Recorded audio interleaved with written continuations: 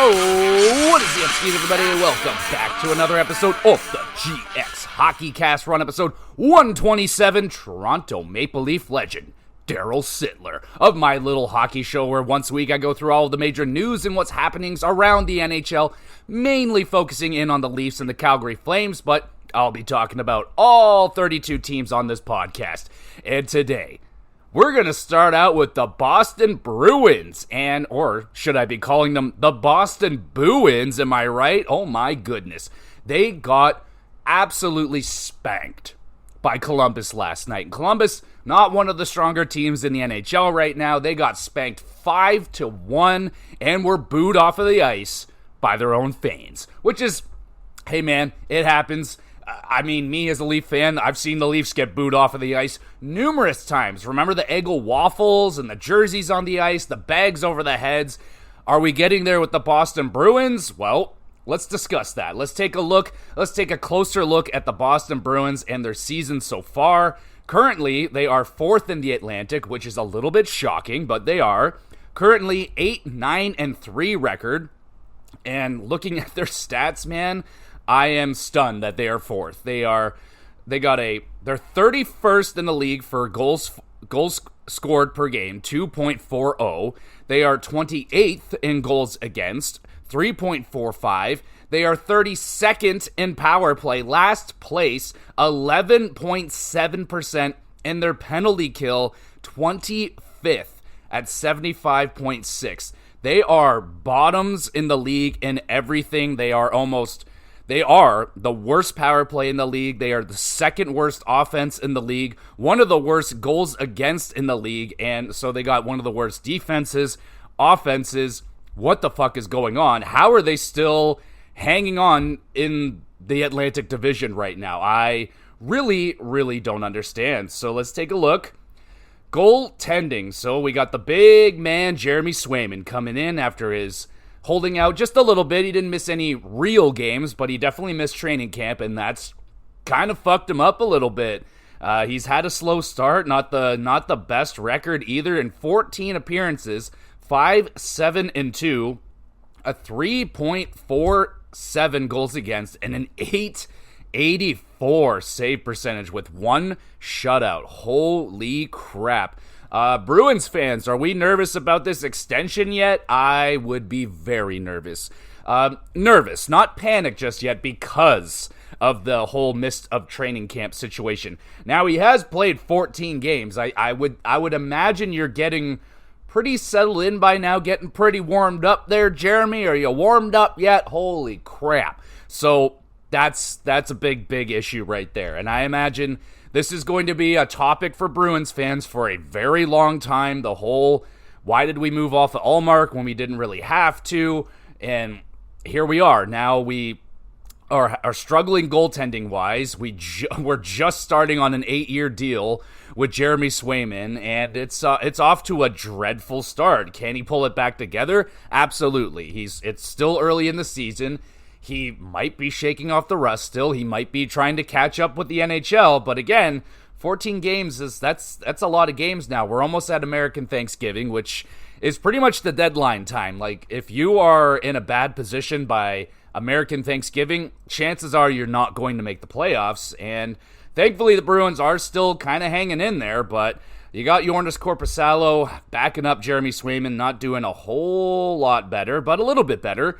7 games played, 3-2-1 record, 274 goals against, and a 901 save percentage with one shutout. So I can't really say that it's his fault. He's doing that's decent enough for a backup. You would want at least a 900 save percentage. That's quality enough, but I know there's been some bad games thrown in there, and that shutout is more than likely helping out some fairly not great numbers for Korpisalo. So obviously the goaltending has not been up to snuff, has not been to the level that Boston has been used to for the last few years with that unbelievable tandem of Ullmark and Swayman. And now we're at Swayman-Korpisalo, and shit just ain't the same.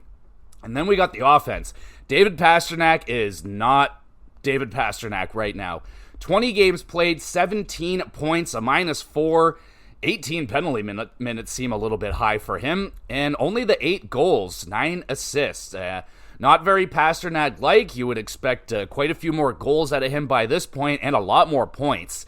He's generally well and above a point-per-game player, and right now he's fighting it right now. Shooting percentage at a 9.8. Is that dreadfully low? Let's take a look. Let's take a closer look and look at the career stats. So, generally, yeah, he is definitely shooting quite a bit below his average. His average is, well, I mean, he's had some crazy years. He's had a 14%, 16, 17% when he scored 48 goals. He was rocking a 15% when he scored 61 goals.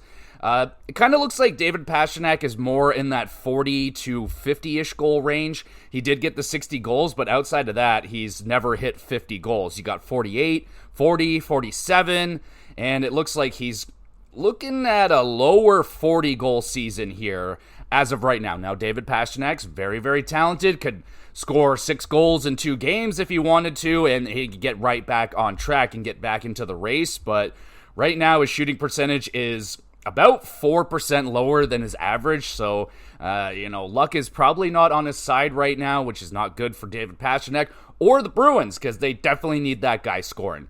And then you got the captain, Brad Marchand. As expected, not a lot of production out of Brad. He got 5 goals, 8 assists, 13 points in 20 games, coming off of numerous surgeries and already a down year last season, and he's not getting any younger, and safe to say it looks like Brad Marchand has lost a step.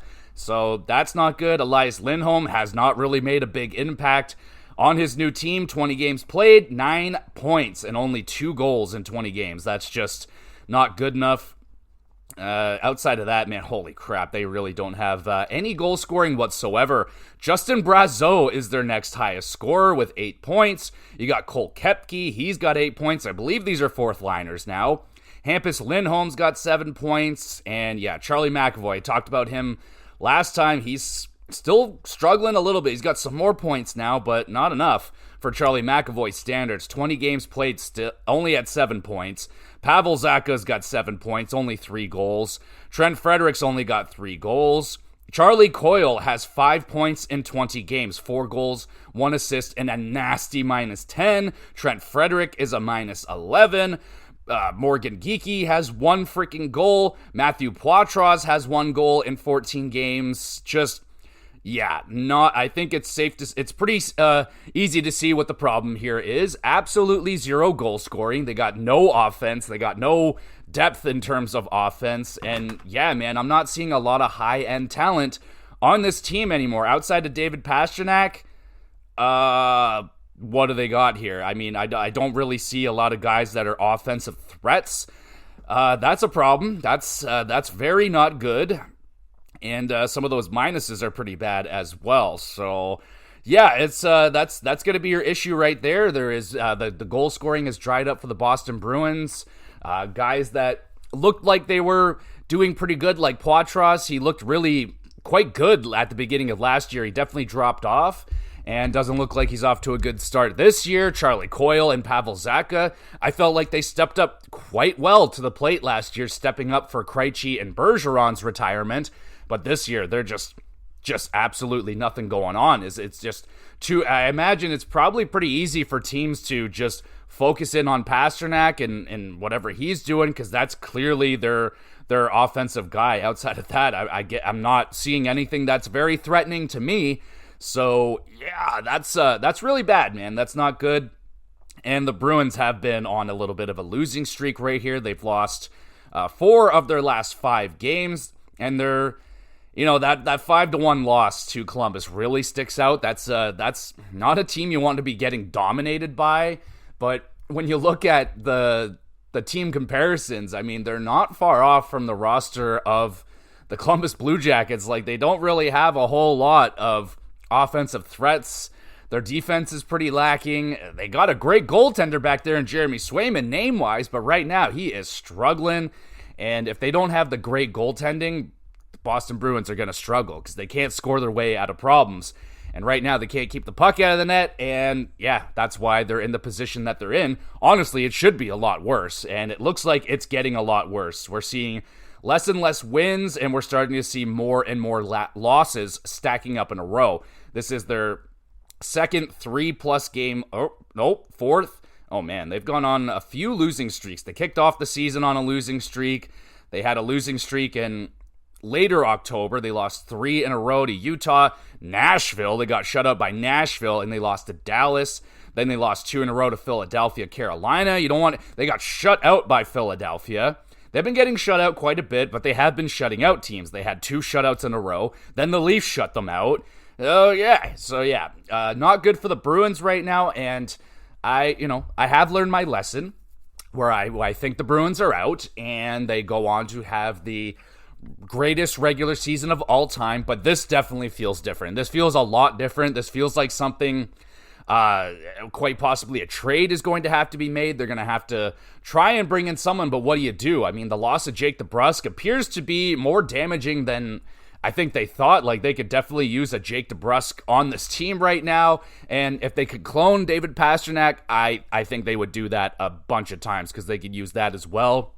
Brad Marchand, what do you do there? Like, it's not like he's on a bad contract or anything. It's just like, yeah, he's just getting to the end of his career and things are starting to wind down, and it sucks. But, I mean, it's great for everyone else in the league that Brad Marchand might be gone soon. But, yeah, this appears to be the end of a very good run for the Boston Bruins. No Stanley Cups in this run.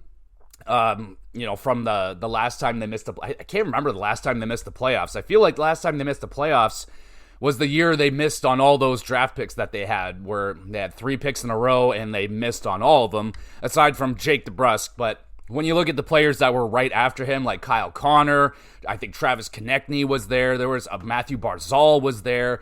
Yeah, I mean, it's safe to say those guys are better picks than Jake DeBrusk. Jake DeBrusk was a fine pick, but there were much better options. I mean, Kyle Connor on the Boston Bruins right now, with David Pastrnak, that would be disgusting. But that's not where the Bruins are right now, and that's always going to be looked back on. Like, oh, imagine if the Bruins chose Barzal and Kyle Connor and whatever, and who knows? But that's not the way it happened, and here we are with the Boston Bruins right now. Do you think they're going to get out of it and make it into the playoffs, or are the Bruins going to be the one that fall out, and a team like Ottawa, Detroit, possibly Buffalo, one of those teams finally squeaks in? Because right now I'm just not seeing a lot on that roster out of Boston.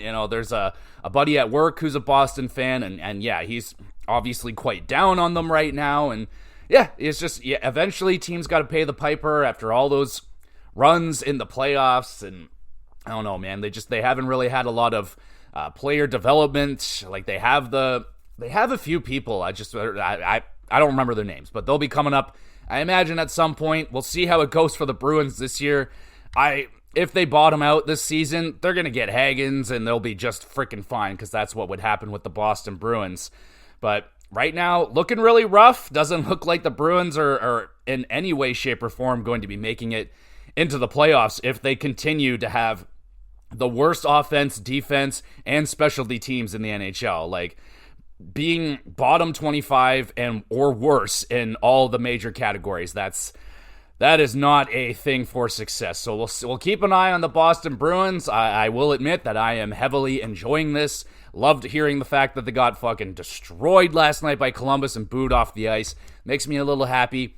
You got to go through the rough times. It can't always be good times for the Boston Bruins, but it doesn't matter. For Boston sports fans, there's always an amazing team in Boston. The Celtics are good, and yeah, so they'll be fine. You'll get over it, and you'll be just dandy. And speaking of dandy, Mr. Connor McDavid has hit 1,000 points already and has become the 4th fastest player and the 4th youngest player to do so. Incredibly impressive what Connor McDavid is doing right now. I touched on this last week where I discussed where Connor McDavid could end up in his career, and I still feel very strongly. I didn't hear too many people talking about it. I think the Steve Dangle podcast mentioned that Connor McDavid could hit 2,000 points. He could become only the 2nd player in NHL history after Wayne Gretzky to do so. Hit 2,000 points. McDavid at this point, he's 27 years old. He's played about, what would it be, 9, or this would be his 9th or 10th season. He's already at 1,000 points. Doesn't look like he's in any way slowing down, obviously. He's right in the middle of his prime. He's got his running mate, Draisaitl, there with him. And I forget what the number was, but Draisaitl has a very good percentage, been involved in a good percentage of Connor McDavid's points. They had other players like Ryan Nugent-Hopkins, and then some of the older ones, like Clefbaum was on there. He was involved with a lot of McDavid points. Darnell Nurse and others. Anyway, it doesn't really matter. But regardless, I still feel the fact that, I think Connor McDavid could hit 2,000 points. The way that he's going, the way that the NHL is right now, scoring is at a good spot. He is still clearly dominating in his position, and against his opponents, he is still able to carve through defenses unlike anybody else in the NHL right now. And yeah, dude, and he's still driven very much so to get a Stanley Cup. There could be, there is a potential, the other guy that's ahead of Connor McDavid, who's third fastest, is Steve Yzerman. Or Steve Yzerman. Stevie Y was an insane scorer in his early days in Detroit. And then, the story started getting around, Stevie Y, he can't win a championship. He doesn't commit to both ends of the ice. And then he did. He sacrificed point production for defensive two-way play, a more team-rounded game, and he started winning Stanley Cups at the sacrifice of points. Could that happen to Connor McDavid? I mean, maybe. I don't know if he would end up he might sacrifice a little bit of points. I don't think he would sacrifice that many points. I feel like Stevie Y, he went from literally 150 point seasons to 90 or 100 point seasons. He was also surrounded by a lot more, you look at those Detroit Red Wings teams in the 90s and the early 2000s, absolutely surrounded by Hall of Fame talent, and it didn't quite have that in the 80s and the early 90s. But could Connor McDavid potentially change his game at some point to become a more two-way dominant player? You don't really hear a lot of compliments on McDavid's two-way play. You don't really hear the complaints about it, but he's not getting Selke nominations like Matthews is. He's not really in that conversation, and he's in the conversation of the Hart, the Art Ross, and Conn Smythe, and all that shit. That's where he plays. But if he continues the production that he is, I can see him honestly continuing to be a well over 100-point producer until he's 37, 38 years old. You look at what Crosby's doing at his age. You look at what Ovi's doing at his age. Arguably, McDavid is a better scorer than both of those guys. Maybe not a goal scorer, but a point producer in the NHL. And yeah, man, I don't see him stopping at any point. He's already proven that, he can put up points. Rather, if he does or doesn't have Draisaitl on his lineup, he can do it on his own.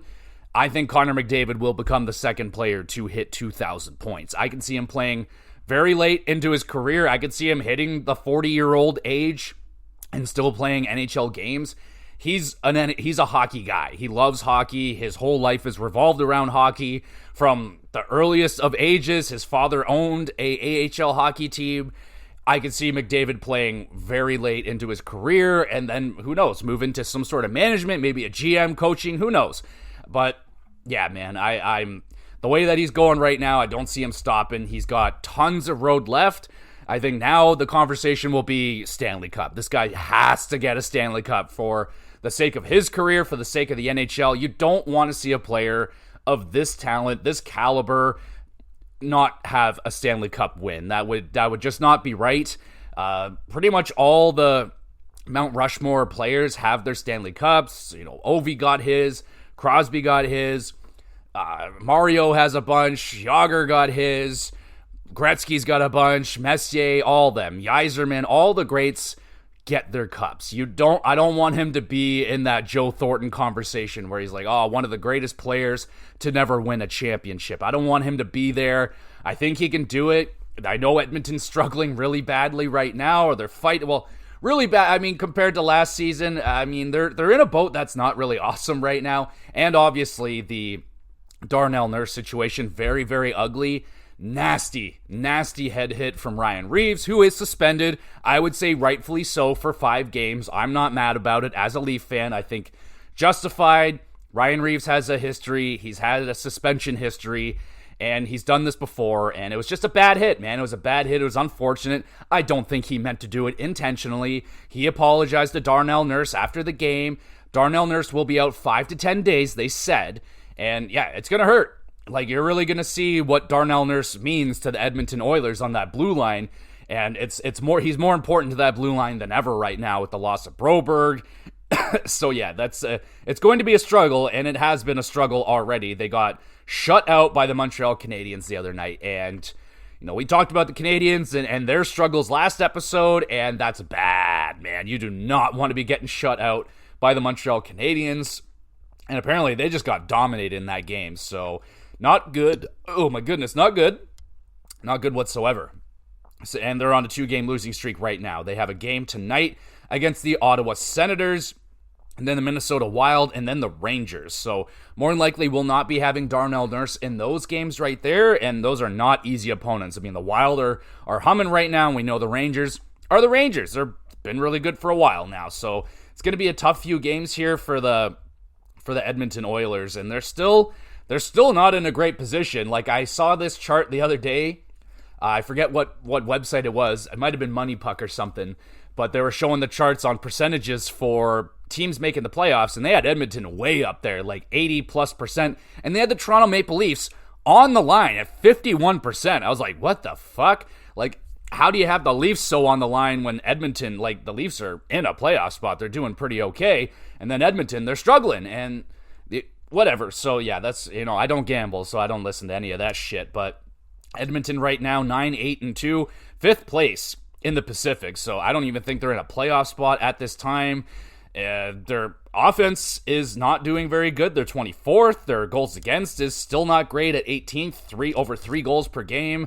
Their penalty kill is fucking atrocious still, 2nd worst in the NHL, 67%, and no Darnell Nurse. That's going to make that an issue. He's the penalty killer. That's what he do. That's what he do. So that's bad. That's very not bad. Stuart Skinner still fighting it with an .877 save percentage. Holy crap. Calvin Pickard not much better at an .893. So yeah, hopefully Stuart Skinner finds his game at some point and goes on a run, because they desperately need it. Leon Draisaitl held down the fort very nicely while McDavid was missed a few games with injury. 24 points in 19 games. A little low for Leon Draisaitl's standards, but I don't know. He might be off to a little bit of a slow start as well. Crazy to say that 24 points in 19 games is down for someone, but it kind of is for Leon Draisaitl. He does have 13 goals though in 19 games, which is very good. McDavid's got 21 points in 16 games, also a little bit under what we're used to with Connor McDavid. But then the depth scoring for the Edmonton Oilers just falls off of a cliff. So the next highest point scorer is Evan Bouchard, a defenseman with 10 points in 19 games. And then the next is another defenseman, and then another defenseman. So their forwards just not good enough right now. Ryan Nugent-Hopkins, 1 goal, 8 points in 19 games. Not good enough. Zach Hyman, he has been stepping up a little bit, but 8 points in 19 games, only 3 goals. Not good enough. Janmark, 1 goal, not good enough. Jeff Skinner, 3 goals in 19 games, a -8, 6 points, not good enough. Victor Arvidsson, 2 goals in 16 games, not good enough. Connor Brown, 3 goals in 19 games, not enough. Corey Perry, 3 goals, not enough. Adam Henrique, 3 points in 19 games, not good enough. Where the fuck is the depth scoring on this team? It is literally just Leon Draisaitl and Connor McDavid doing all of the heavy lifting on the offense. Like, they can't just, kind of the same storyline that's around the Leafs, a little bit different, but the four-headed monster in Toronto. They've talked about this before, where they can't have the focus be on the core four. Like, it's a team, and you have to allow everybody to get involved. And is that what's going on with Edmonton right now, where it's just too much focus on Leon and Connor? They're not getting the other guys involved. Like, I don't know, man. Like, Hyman is snake bit. Like, I don't know what the fuck is going on there. Like, I mean, we all know that last year was a bit of an anomaly in Hyman's career, almost having a 60-goal season where he's never had like 30 goals before. So, yeah, obviously he was going to come down from that a little bit, but like, damn, brother is on pace for like 20 goals, and that's just like fucked up. So, Edmonton's got to find it, man. They are struggling, though. They are struggling to find offense. They're struggling to keep the puck out of the net, but everyone still seems that they're going to make it into the playoffs and everything's going to be okay and they could potentially win a Stanley Cup still with this team. The way that I'm seeing it right now, I don't know what other people are seeing or what they're smoking. Can I have a little bit? But I'm not seeing it out of this Edmonton Oilers team right now. This is, it's going to be tough, man. It's not going to get any easier without Darnell Nurse in the lineup. Is there a possibility for a trade? What could they do? What could Edmonton do? Oh yeah, Jack Campbell's not even with them anymore, and I think he got waived again anyway, so that's not even an option. I don't know, is there something in the minors that they can do or bring up? Like, fuck, man, they got to find a way to get some goals going for the depth. They got to get some depth scoring going right here, but we'll keep our eyes on the Edmonton Oilers. But right now, man, there's not a lot going good for them. And speaking of not going so well, I know I've already talked about the Pittsburgh Penguins in recent memory, but we got some more things to discuss with the Pittsburgh Penguins. Now their attendance is dropping at a rapid pace. And this is not too different of a story for Pittsburgh. This has happened numerous times throughout their existence where attendance gets very low during the bad times. And here we are at another, it's seeming like not really. I mean, we've been in it for a little bit now. Pittsburgh hasn't made the playoffs in 2 seasons. Doesn't look like they're going to make it this year either. And their attendance is dropping. It happens. When your team is bad, people don't want to show up and spend a lot of money watching you guys be bad. And there's really not a lot of hope on this season. It's not like it's Crosby's final year and everyone's rallying around that. It's Kyle Dubas and the Penguins rolling it back with the old guys and seeing if it'll work, and clearly it's not working. It's them trying not to rebuild or use that word, or, they're trying to, they're kind of little piece at a time. They're throwing little things away, not fully tearing it down to cause a panic or to make Crosby upset or anything like that, but I think it's pretty safe to say that Pittsburgh's been in a bit of a retool for the last few years, or even just like a slow tear down, a slow rebuild, or something like that to, maintain slight competitiveness so that Crosby isn't in the bottoms and they're losing every game and it's just a nightmare. But we're not far away from that. And could we see even more pieces and bigger pieces from Pittsburgh leave? Now, it's pretty safe to say that Crosby isn't going anywhere, but what about the other guys? What about Letang? What about Malkin? What about Erik Karlsson? I don't think they're untouchable. I think Crosby's untouchable, but I don't know so much about the other guys. And if they could move the other guys, apparently there is interest on Chris Letang. There is some interest, though they would have to work on something with that contract, because that contract is horrifying. It's terrifying teams. It's like, yo, this guy has a contract until he's 917 years old. He's had numerous surgeries, numerous injuries. He should have had his career ended like twice by now with the blood clots and like other really scary injuries that Chris Letang has dealt with already, but he's still going. He's even had some fully healthy seasons in recent memory, which is an anomaly. I believe he has. But yeah, there would be some interest in a defenseman like that. A Norris contender, a Stanley Cup winning defenseman. He's a legend. He's Chris Letang.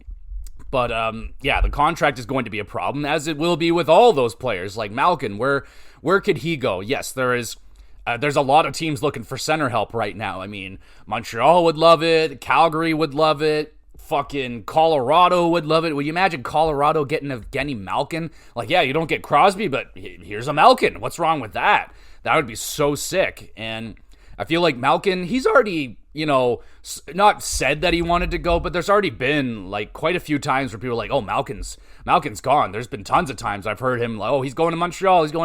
And then here we are. He's still here. And then what about Erik Karlsson? Like, that guy. It was kind of a miracle that he got traded out of San Jose, and at that time, everyone was like, oh, that's an impossible contract to move. Pittsburgh to the rescue. We'll take on that contract. Is it possible to move that deal again? I really don't know, man. Like, what San Jose had the benefit of is that they had Karlsson have a 100-plus point season as a defenseman. That is something you can sell. What you can't sell is a point every other game, one knee, one working leg. Erik Karlsson cannot play defense, period. Just doesn't do it. And he's a pure offensive defenseman that isn't all that offensive anymore unless you give him... Like, it never made sense to me for them to bring him over. Like, you have Letang, and, like, why bring in an Erik Karlsson type? Like, that's just... It never made sense to me, and it really hasn't worked out. Like, he should have just stayed in San Jose, man. Put up the 100-plus point fucking seasons and just become, you know, an all-time legendary defenseman. Even though if you're on a shitty team and you're kind of a shitty defenseman, at least you're putting up a lot of points.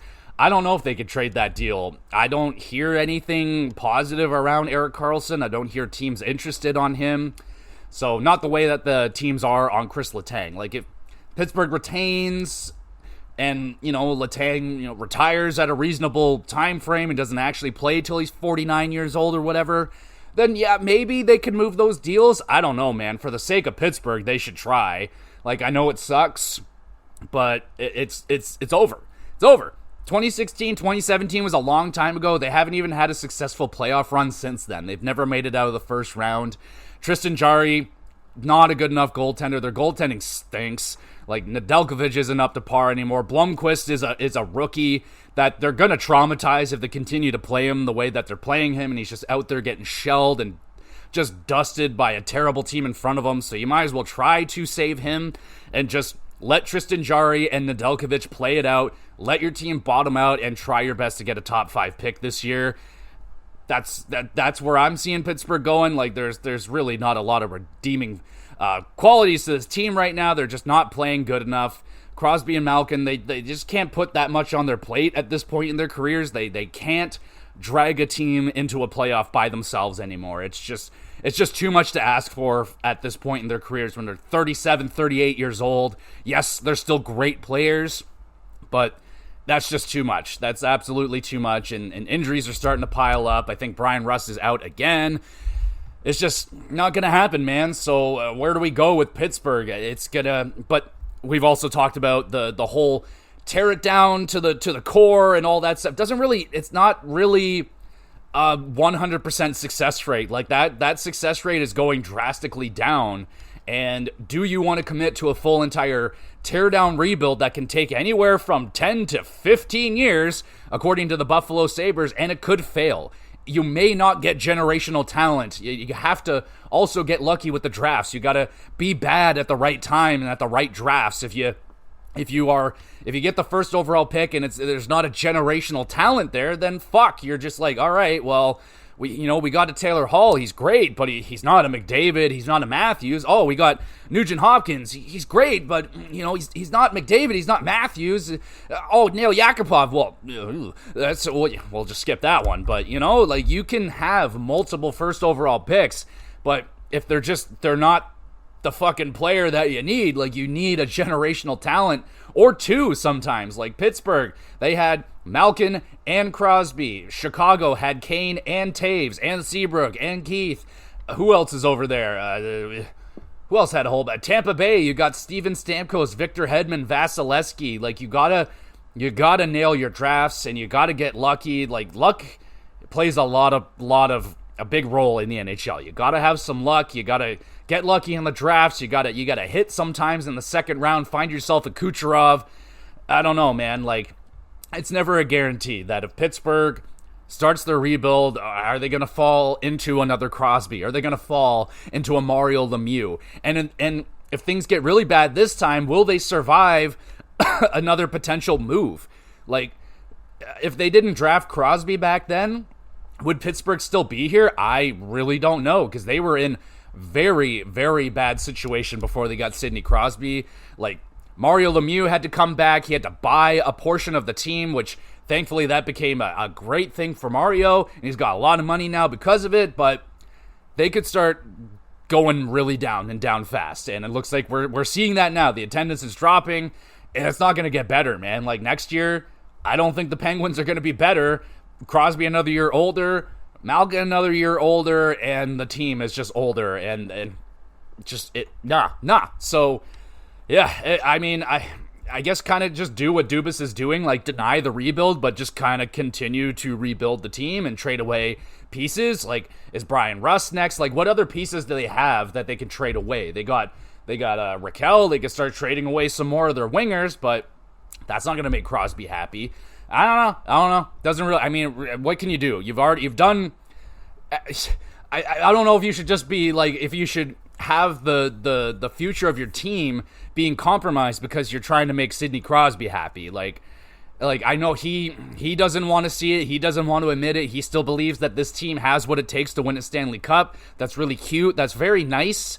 That's a great attitude, Crosby, but it's just insane to think that. Like, no, it's just not going to happen.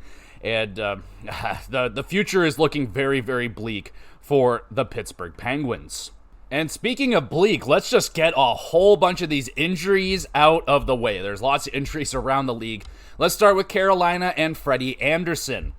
So Freddie is expected to be out longer than expected, which sucks. I mean, I love Freddie Anderson. I loved him when he was in Toronto. I was always a Freddie guy, steady Freddie baby. And yeah, he's always had injury problems. Injury problems have been with him like his whole tenure with the Leafs, and it's been even worse with Carolina. It's always built in that Freddie will be missing games, but this looks bad, man. Like, he was expected to be back, and now he's got a setback, and he won't be back for a long time, they're saying. So are we seeing potentially the ending of Freddie Anderson's career? I really hope not. I would love for him to come back, go on a really nice run with the Carolina Hurricanes, maybe even win a Stanley Cup. I would love that for him. Thankfully, Carolina is doing okay right now with goaltending. They have Kochetkov. He's there doing his thing, and I think they picked up Reimer on the waiver wire. They have someone there. They're doing okay. They're going to be able to hold off without Freddie Anderson there. They've already not had him, I think, this whole entire season, or very early off. He was already gone, but that fucking sucks for Freddie Anderson. Hopefully he gets better. And then over to Minnesota, Zuccarello will be out 3 to 4 weeks, and that sucks. I imagine Kirill the Thrill Kaprizov is a little bit rattled by that. Those two have been a deadly duo together. They've had great chemistry ever since Zuccarello got to Minnesota. They've been paired together, and they've been a great combination. Actually, I haven't really seen if Minnesota has been doing okay lately. Maybe we'll take a look. Let's just see how they've been doing in their last few games. See if the Zuccarello thing has been a little bit of an issue. Let's take a look. Okay, well, they've been up and down. So they've won. They lost to Chicago, and then they shut out the Montreal Canadiens. They lost to Dallas. All right, nothing too bad yet, but I am starting to see a little bit of a lacking of scoring for the Minnesota Wild. So that might be a cause of Zuccarello not being there. So, all right, we'll keep our eyes on that. So that sucks. Who else is hurt? Well, that's a suspension. We'll talk about that one in a second. Oh, wow, is that all the injuries? Well, okay, we got Brock Besser. Brock Besser was out indefinitely after that nasty hit from Jeannot, and Jeannot is suspended. He got suspended 3 games for that late head hit on Besser, and completely fine with that. That was a ridiculously bad hit, and Besser got hurt, and that fucking sucks for the Vancouver Canucks. Which doesn't suck for the Vancouver Canucks is it appears that Elias Pettersson has awoken. Thank God. My fantasy team needs this guy to wake up, and I imagine anybody else that drafted this guy, all the thousands of us that have this guy on our team, desperately need him to wake up, and he has been. He has been producing at a decent rate, a much better clip. He's been putting in some goals. Yeah, man, he's starting to get it going, and apparently he ditched his social media, and that seems to have cured what ails you, Mr. Pettersson. So get off that fucking social media. Who gives a shit what guys like me or some goofball that's never played competitive hockey thinks about you? Who gives a shit? The only thing that matters is what you think of you. So if you think you're in the NHL, so just stay in your own lane, kid. If I was an NHL player, I would never. I don't have social media now. Like, I gave up Facebook in 2009 because I knew how toxic it was back then. I was like, no, I'm getting off of this. I don't want this. I Only social media I have is related to the podcast. I don't go on there. I don't interact. I don't get into any of the none of that. I avoid all that because I know how horribly toxic that is, and I don't want anything to do with that. And I've been that way since 2009. I was a MySpace OG, and when MySpace died, my social media game died. I was like, I'm done. I'm not going into this Facebook thing. I hated it. It's just all this peacocking and fucking people faking these lives that just aren't realistic. Like, people aren't traveling all the time, and then it's okay to do nothing on a weekend, and like, fuck. Jeez. Anyway, little tangent there, but Pettersson getting back on track. That is fantastic news for my fantasy team and the Vancouver Canucks, who are going to need his offense while Brock Besser is out. All right, so let's go over. Wait. Let's go. Where the hell? Oh, wait. We did. Okay, no, we're good on the suspensions. I think we're all good on major injuries. Let's go to Colorado because they're on the opposite end of injuries now, thankfully. They're actually getting healthier. They had a bunch of guys coming back. Jonathan Drouin is back in the lineup. Miles Wood and Valerie Nichushkin are all back in the lineup now for Colorado, and they're starting to win on consistency. So, looks like Colorado is getting back on track. Very good. As expected, once they started to get more healthy, the team should start producing and winning on a more consistent basis. The goaltending's been a little bit better. Georgiev kind of getting things back together while Annunen held the fort down. He did a good job with that. Looks like Colorado is getting out of the wickets, and they should be back on track, which is great. Speaking of great, let's go to Toronto. Oliver Ekman-Larsson, 1,000 games played. Congratulations to Oliver Ekman-Larsson. The big whole bunch of ceremonies causing all the games to be like 20 minutes delayed. But hey, he got a silver stick or something. That's nice. And his kids got some sticks and all that crap too. Let's talk about the Leafs for a second here. Austin Matthews. Are we concerned? A little bit. Now, the good thing is the Leafs play tomorrow or today, whenever you're listening to this. They play Vegas. Doesn't look like Matthews will be in that game either, but then the Leafs have a big break where Matthews can rest up, heal whatever is ailing him. Of course, we never know these things, which is insane to me, where we're in a league where there's so much gambling, and we never know what's wrong with these players. It's always upper body, lower body. We never know what's the problem. We really never know what the timeline is. They give us a very vague, which is bullshit sometimes. Let me talk about this one. Jake Wallman. What the fuck, man? I picked this guy up in free agency. He was healthy, and then for like 2 weeks, they played the game time decision bullshit, and then at the last second, they're like, no, he's out, and then I have a guy that they fucked my lineup. And they did this for like 2 weeks. They're like, he might be day to day right now. Oh, wait, hold on, he's out now. It's like, oh my God, just put the fucking guy on injured reserve and be done with it. Like, oh my goodness.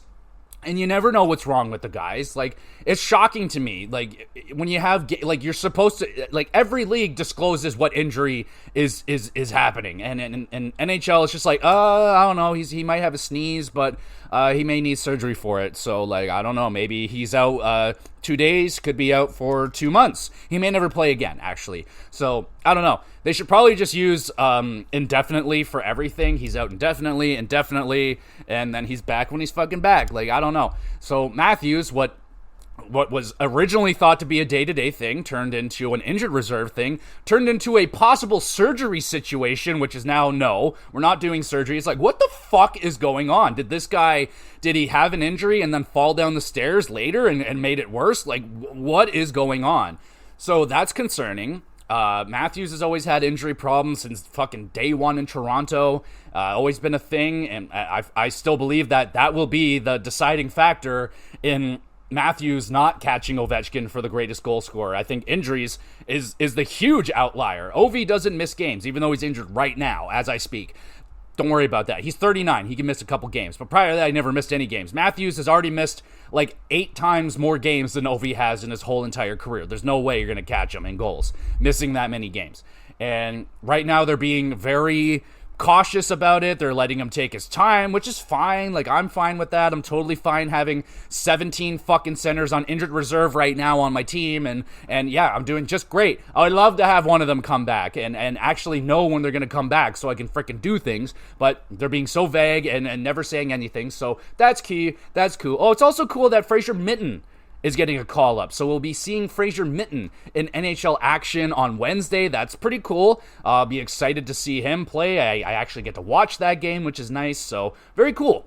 And it was actually, the last few games were very cool. Friday and Saturday's game, Detroit and Washington, though they were both come back from behind, they were very entertaining games. I had a blast. That Detroit game was ridiculous. The Washington game was even more ridiculous. I wasn't encouraged by their play. I don't think Toronto necessarily played those games very well. I believe they allowed a goal on the first shot in both of those games. Is that? They definitely allowed a goal in the first game against Ottawa. That game was dreadful. Thankfully, I didn't have to watch that. I watched the first 5 minutes of it, and then I had to go back to work. But those first 5 minutes, I was like, oh, this is going to be one of those games you don't want to watch because they are playing like shit, and they played like shit against Ottawa. But they came back. They rallied off a couple of big wins against Detroit and Washington there. So it was a good weekend there for the Leafs. Reeves, the big nasty hit on... Wait, that's not who they played. They played Washington and Edmonton. So yeah, the Edmonton game was a lot of fun. The Reeves hit wasn't. I mean, I did not like seeing all that blood coming out of Darnell's head. That was alarming to me. I did not like that. I was like, holy shit. I thought it was way worse than what I thought. He smacked his head on the ice or something like really bad, but it was it was bad, but I thought it was way worse than it initially looked. Regardless, right now the Leafs are kind of fighting it at the center position. They're trying to figure out who's the true center while Matthews is out. They're apparently going to try Marner at center. Okay, we'll try that. We sure, why not? I don't even care at this point. Fraser Mitten's going to come up. He'll probably play center, I'm guessing. That's what they're going to try and do there. It's going to be an interesting game. It's going to be a very interesting game. Not an easy opponent in Vegas. It's going to be a good one, so I'm excited to watch that game. Let's talk about goaltenders for a hot second here. Let's go over to Tampa Bay. Andrei Vasilevskiy becomes the fastest goalie in NHL history to reach 300 wins, and he did so in only 490 games. Damn, son, that is very impressive. Though Vasilevskiy hasn't really been Vasilevskiy for the last couple of seasons, last year was a really down year for him, coming off injury and all that stuff, and this year he's still not quite on the level that we're used to with Andrei Vasilevskiy. But regardless, this guy probably already a Hall of Famer when everything, with everything that he's done so far, the Stanley Cups, the Vezinas, and the incredible consistent play, for the most part. How is he doing right now? He's never freaking mind. I'm an idiot. He's got a .920 save percentage. I will shut my mouth. He is doing just damn fine. A .215 goals against average. Oh, Vasilevskiy is back, everybody. My apologies. And congratulations on 300 wins. I mean, this guy, at his age, could he hit 500 wins? Oh, man, maybe. I mean, Tampa Bay, they're doing good right now. Like, they were able to kind of retool, and they got themselves back in a really good position this year. But McDonough doesn't have a lot of time left.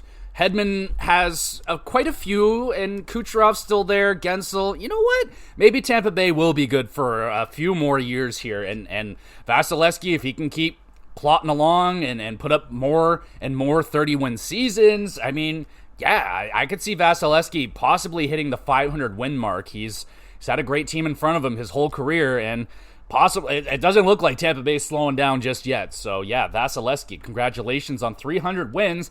And let's slide over to Calgary, where Dustin Wolf got his first NHL shutout. Congratulations. I already thought he had one, but hey, that's awesome. It's good to get that out of the way and get that under your belt.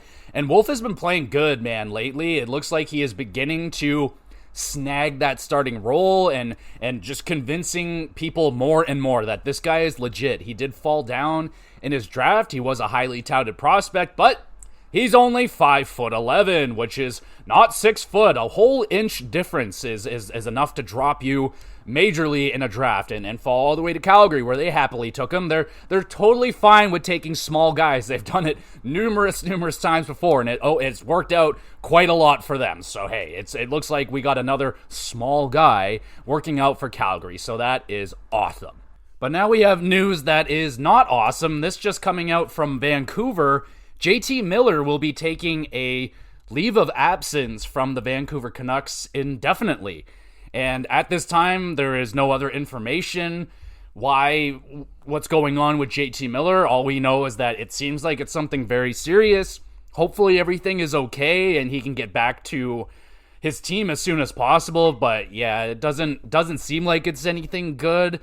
Probably isn't. So yeah, hopefully everything will be okay with JT Miller and he can get back with his team. That sounds just unfortunate news. And more unfortunate news, this time out of New York Islanders, it's Mike Riley. He needs a heart procedure, and he will be out indefinitely. That's some scary stuff right there.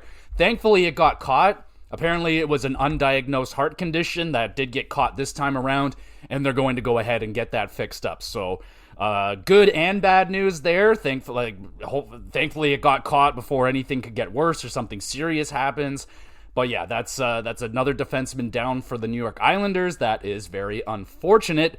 And another sort of unfortunate thing, not an injury, but in Chicago, Taylor Hall was a healthy scratch. I don't know if that's the first time in his career, but good chance that it was, and it's just underperforming, man. Like, the Chicago's just underperforming as a team right now, and they're looking for better results, and they're not going to let anyone slide. Like, even a first overall pick like Taylor Hall will be scratched every now and again.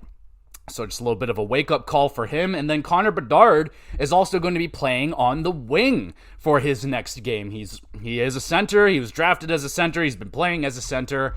But he got smoked in the face-off draw, or in the dot. I think he was 0 for 8. So yeah, there's definitely some struggles there in the face-off dot, as very normal for young rookies coming in. It takes them a while to figure it out. I mean, lots of people it took him a while. Like Sidney Crosby wasn't any good at it when he first got here. It takes people time. I mean, maybe Bergeron was amazing at it right away because he's Bergeron, but face-offs come with time. You got to learn the little tricks. You got to see what you can get away with, and you're going to learn other centers' tricks and what they like to do, and yeah, you'll learn from them. So that's unfortunate. We'll see what happens with Connor Bedard. I don't think it's going to be a permanent switch to wing. I think just, it's not even really a great decision for him now because they're so weak at center. They have Jason Dickinson, who is lining up as their first-line center, and like on a good team, he's probably like a third-line center. So yeah, they're struggling right now for center depth. I think they just want to try and get Connor Bedard going. He is dealing with a little bit of a sophomore slump, not scoring as much as he did last season. Again, extremely common. This happens with most rookies. Their sophomore season is a bit of a struggle compared to their first season. Teams are more aware of how to defend this player, and teams are just swarming Bedard because there's not a lot of other offensive threats on Chicago that they have to worry about. So just put all your focus and defense on Bedard, shut him down, and you pretty much shut down Chicago. So they'll try him on the wing. Don't think it's permanent. Highly doubt it, the way that just how desperate they need Connor Bedard to be their center. There will be growing pains. He will have bad nights in the face-off dot. It is going to happen. He is going to get dominated by the best in the league, and hopefully he learns from them, and he will become good at it at some point. So there you go.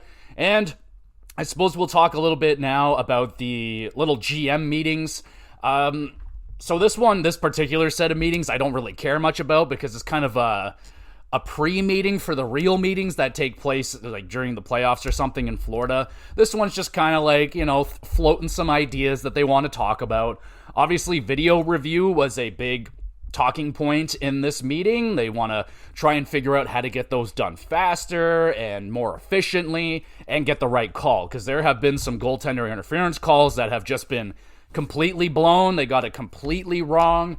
There have been goals that have been allegedly kicked in that just no, they weren't. And yeah, lots of other problems. Now, I will suggest the same thing that I suggest all the time. Get the eyes in the sky, take the referees off the ice and put them up there, or have one or two guys on the ice to blow the whistle and have everything being done up top and efficiently and fast. And before it's a big debate and we're taking 10, 15 minutes to decide if that puck was or wasn't above the line or crossed the line or above or below the bar. Who gives a shit? I think if it's too close, just give it the goal. Just give it the goal. If it's close, just give them the goal. Like, stop taking so many goals away. There was, 3 fucking video reviews in that Washington game against the Leafs, and I think 2 out of the 3 goals got called back, and I don't know about a lot of those. Like, especially the I think it was the Nyes tip. That was fucking bullshit. That was below the bar. Like, yeah. So, again, I would suggest putting them in the sky, put them in a box upstairs, have the guys in Toronto call the games. Like, what the fuck? Come on, like, it's easy. It's a win-win. You give the players more space to play. You don't have referees getting hit. One referee just got taken down. He was taken off in a stretcher. You can avoid that shit probably from happening more on a regular basis. Have less people on the ice and have more eyes watching from above. You get a better bird's eye view. There you go. That's what I think. So, and then you also, I don't know, maybe you'll take away some of the animosity that I imagine referees are building up with certain players and referee or other coaches that are yelling at them, calling them fucking idiots on a regular basis. I imagine at some point referees are going to take that a little bit personally. They're only human. I mean, you can only get berated so many times by the same person before you're like, you know what? I don't fucking like you. You're a dickhead and I don't like that. So maybe you take away a little bit of that. You put them up there and they're not getting yelled at. I don't know. And then you could maybe just talk to them on the phone. I don't know.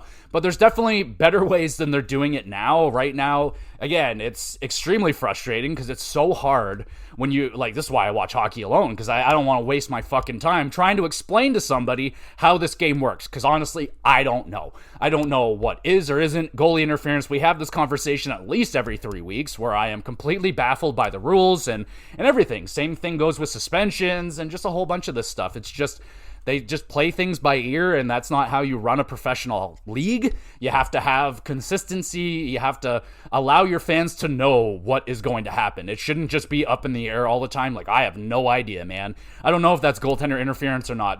If it's Toronto, they're more than likely going to take it away because, I don't know, there's just more eyes on a Toronto game, so they're just going to do whatever is possible to get the least amount of hatred towards them. So, fuck over Toronto if you have to. I don't know. But it's, nothing new. Refereeing in this league is garbage, and they're not really trying that hard to fix it. And also, the other thing that they've been talking about is the salary cap is potentially rising a lot next season. They are talking, it could go from, it's $88 million now. There's potential that it goes all the way up to $97 million next season. That's an increase of $9 million math. So that's a huge increase. We had, I think it was a $5 million increase. And I believe there is a maximum to it which the salary cap can rise. I believe it's in that 5 million range. They can go over that if they decide that's fine. And it looks like that will be the case because they got new TV deals. They got new franchises coming in. They had record-breaking, profits and all this shit. Everything's been going very well money-wise and profit-wise for the NHL. So, and I believe the whole escrow thing has been figured out. The players are all back. They paid back whatever debts. So I think everything there is okay now.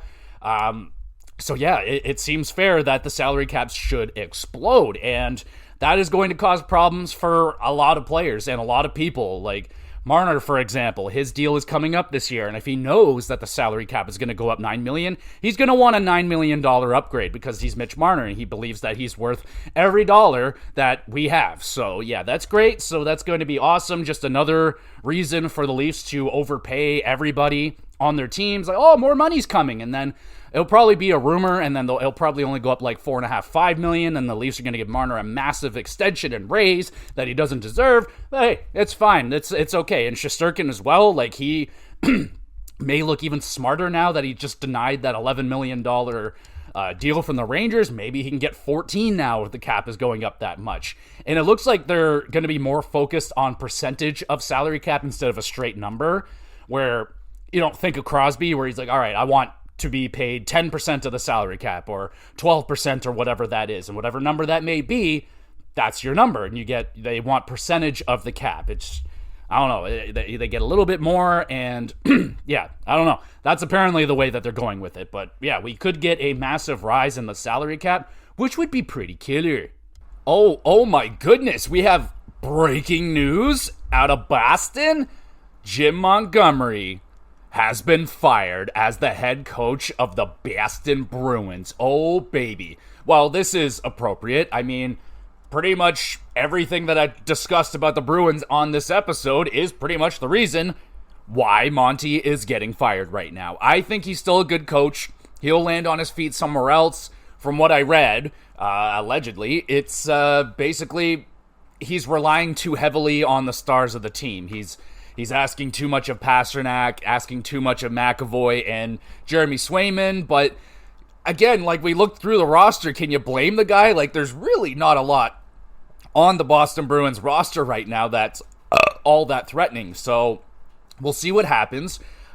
Interim coach Joe Sacco will take over, not Joe Sakic. Joe Sacco will take over as interim head coach for the Boston Bruins. We'll see if Joe Sacco is able to right the ship here with the Boston Bruins. I don't think it will be an easy task. Usually, when it comes to coaches getting fired, it generally does light a fire under a team's ass.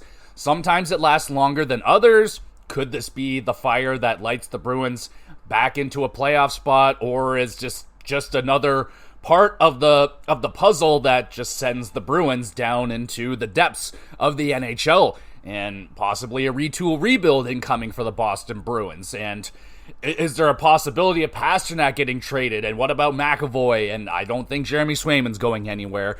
There's still pieces here. Like, when you look at the Bruins, they have a major piece in every category. They have Pastrnak, a franchise. I would say he's probably a franchise player. It'd be nice if he had a franchise center to go with him.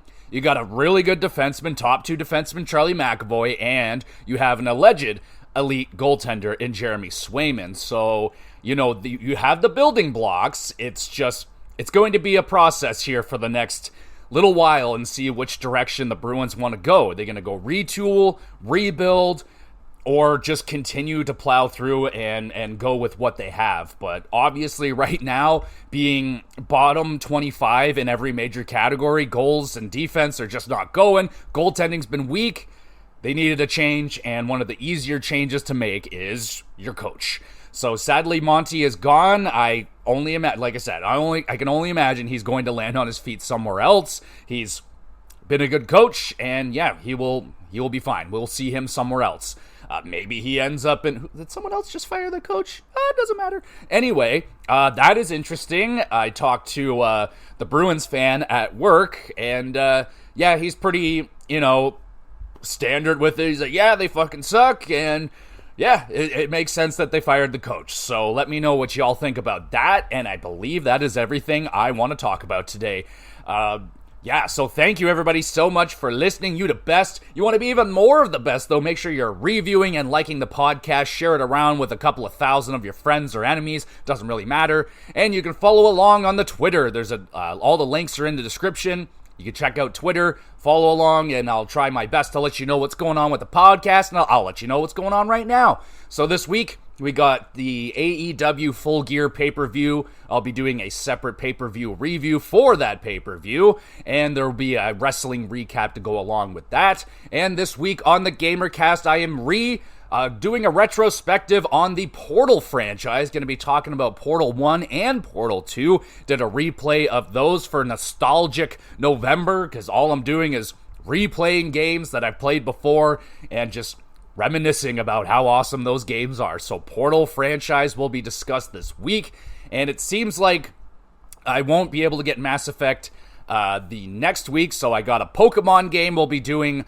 for the next GamerCast, and then Mass Effect 2 will follow it after that. So there you go. That is the plans for the GamerCast, and obviously the HockeyCast is the HockeyCast. We'll discuss the NHL news again next week. So there you go, everybody. I also upload all of these episodes to the YouTube channel GamerGX Videos. Link in the description. Go over there, subscribe. If you want to have a question answered live on the podcast, drop a question in the comments section, something on Twitter, doesn't matter. Anything about hockey, wrestling, or video games would be preferred, but I'll try my best to answer any questions you got. And yeah, there's also an email address if you want to have a private conversation. My door is open for everyone and anyone. And there it is, everybody. Hopefully the Leafs win tonight in Vegas. And what the fuck is going on with Auston Matthews? I'll just speak on that really quickly now, just because. Why was he seeing a doctor in Germany? Why is he in Germany? What the fucking fuck is going on with Matthews? I am scared. Are you scared? I'm a little nervous. Are you a little nervous? I'm a little nervous. Auston Matthews, get healthy and score a bunch of goals for me, please, because you're on my fantasy team, and I am tired of you missing all these games. Anyway, thank you, everybody, so much for listening. You the best, and we'll be back with some GX Podcast.